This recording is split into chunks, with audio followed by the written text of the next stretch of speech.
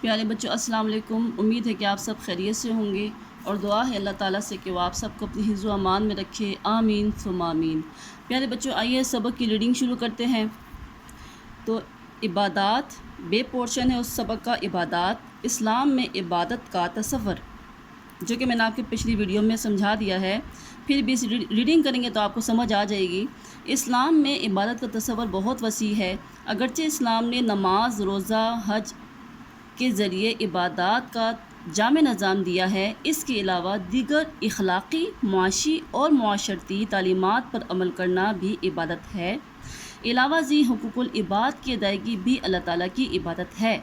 اللہ تعالیٰ نے انسانوں اور جنوں کو اپنی عبادت کے لیے پیدا کیا ہے۔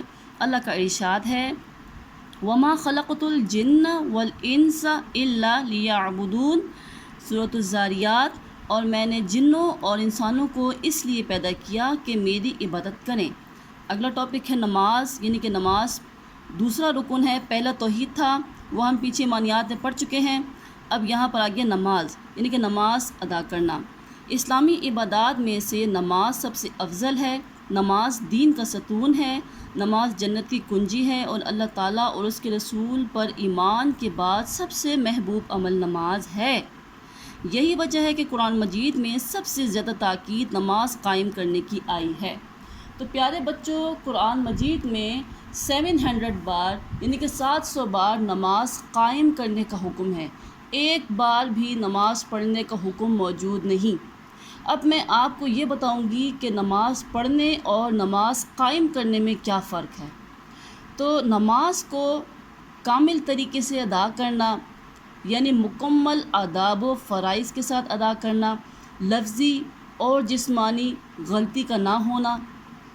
ایسا نہ ہو کہ جسمانی لحاظ سے تو آپ جائے نماز پر کھڑے ہیں اور ذہن آپ کا کہیں اور ہو، اور نماز کو اس کے وقت پر ادا کرنا اور 5 وقت کی نماز پڑھنا۔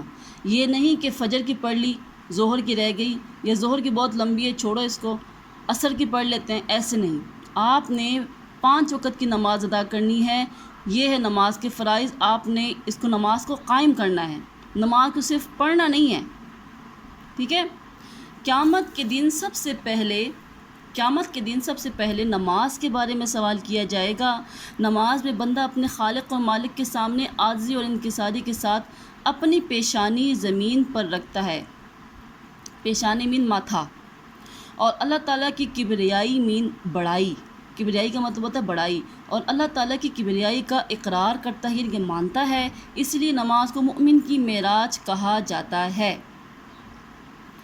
بچوں، نماز کے دوران آپ کے اور اللہ کے درمیان کوئی نہیں ہوتا۔ اس وقت آپ جے نماز پہ کھڑے ہوتے ہیں اللہ کے دربار میں، اور اس وقت آپ اللہ تعالیٰ سے باتیں کر رہے ہوتے ہیں، تو آپ کو یہ معلوم ہونا چاہیے کہ آپ اپنے پروردگار سے کس طرح کی باتیں کر رہے ہیں، کیا کہہ رہے ہیں۔